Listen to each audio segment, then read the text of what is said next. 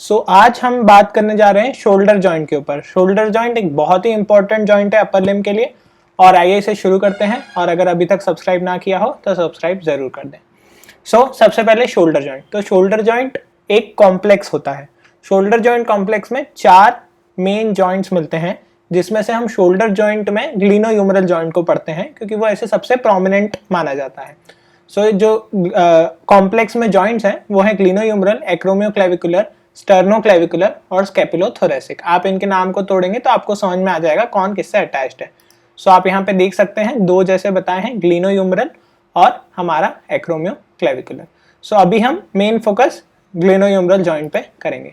जो shoulder joint, जो glenohumeral joint है, वो ball and socket type of synovial joint है, और इसमें head of the humerus articulate करता है।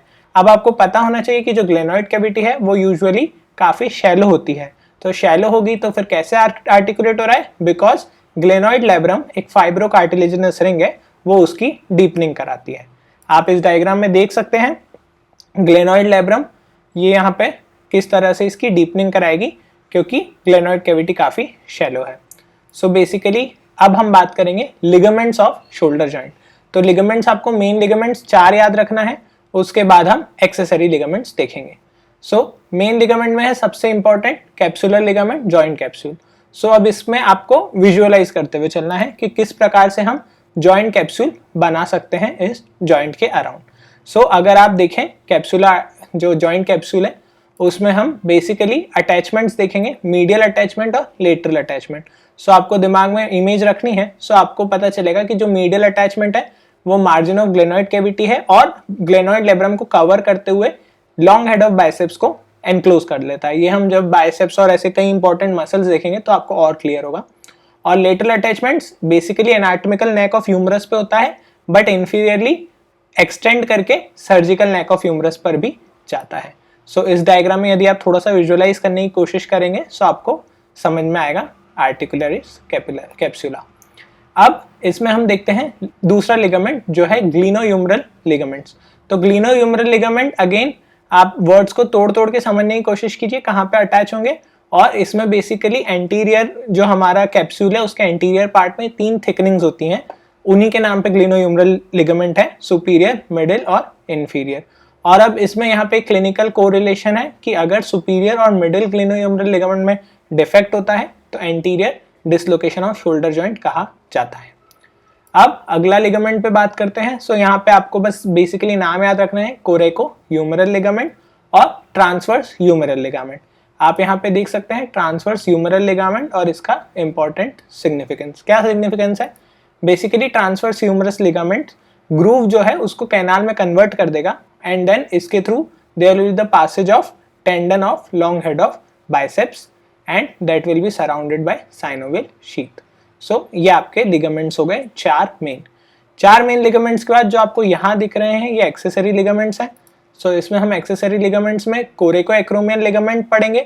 और कोरेको एक्रोमियल लिगामेंट जैसा कि आपको दिख रहा है, और यहाँ पे आप थोड़ी सी एक आर्चिंग महसूस कर सकते हैं। This arch is known as coracoacromial arch. कैसे बनेगी? Coracoid process, acromial process and coracoacromial ligament. अब आर्च क्यों बनी है? आर्च बेसिकली आप इस डायग्राम से भी कंसिडर कर सकते हैं। अगर सपोज इस एरिया में आर्च बन रही है तो कौन सी मसल है जो इसके बीनीथ जा रही है? सुप्रास्पाइनेटस का टेंडन। ये काफी इंपॉर्टेंट है, हम आगे देखेंगे क्यों। अभी आपने क्या याद रखा कि कोरेको एक्रोमियल आर्च बेसिकली बनी है और ये प्रोटेक्टिव रोल कर रही है। किसके लिए? बेसिकली आप देख सकते हैं कि वो ह्यूमरस को सुपीरियर डिस्प्लेसमेंट से बचाएगी। अब हम आगे बढ़ते हैं। बर्सा आपको याद रखना है। बर्सा में बेसिकली आपको किस लेवल पे होते हैं वही याद रखना है। सबसे पहले सबस्कैपुलर बर्सा किसके बीच में होता है ये आपको मैं दिखा देता हूँ। बेसिकली सबस्कैपुलरिस बर्सा आप देख सकते हैं। आपको बस नाम से ही समझ में आ जाएगा कि उसकी लोकेशन क्या है। Subscapularis bursa between the subscapularis and the neck of scapula. और बर्सा का काम ही क्या होता है? टेंडन को फ्रिक्शन से बचाना।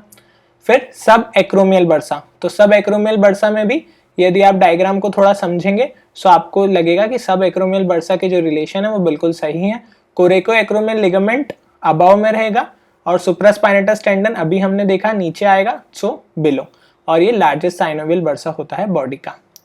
फिर हम देखते हैं इंफ्रास्पाइनेटस बर्सा। इसमें भी आपको बस याद रखना है कि टेंडन ऑफ इंफ्रास्पाइनेटस और पोस्टेरोलेटरल एस्पेक्ट के बीच में रहेगा।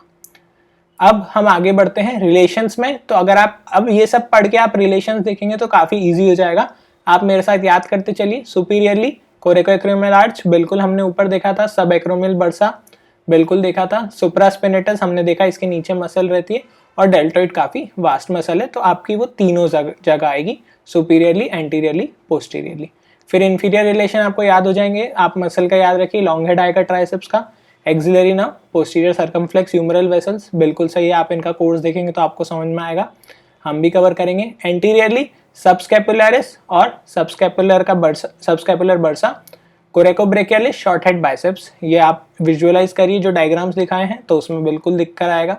और पोस्टीरियरली इंफ्रास्पाइनेटस और टीरीस minor. So again this was the relations. अब हमें क्या याद रखना है कि स्टेबिलिटी ऑफ जॉइंट कौन प्रोवाइड करता है। तो उसके लिए 4 स्ट्रक्चर्स इंपॉर्टेंट है, जिसमें से हम रोटेटर कफ को डिटेल में पढ़ेंगे, और साथ ही साथ अगले लेक्चर में हम मूवमेंट ऑफ शोल्डर जॉइंट का एक निमोनिक बना के उसे हमेशा के लिए याद रखेंगे।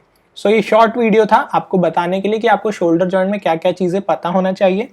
सो एक असेसमेंट का टाइम है, असेसमेंट ले लेते हैं। So basically anterior axillary fold किससे बनता है, कमेंट्स में आंसर कर दीजिए। और रोटेटर कफ और शोल्डर जॉइंट का हम आगे वीडियो बनाएंगे। So thank you. अगर आपको हमारे एफर्ट्स अच्छे लग रहे हैं तो वीडियो को अपने बैचमेट्स में शेयर कीजिए और हमें ज़रूर मोटिवेशन मिलेगा। Thank you so much.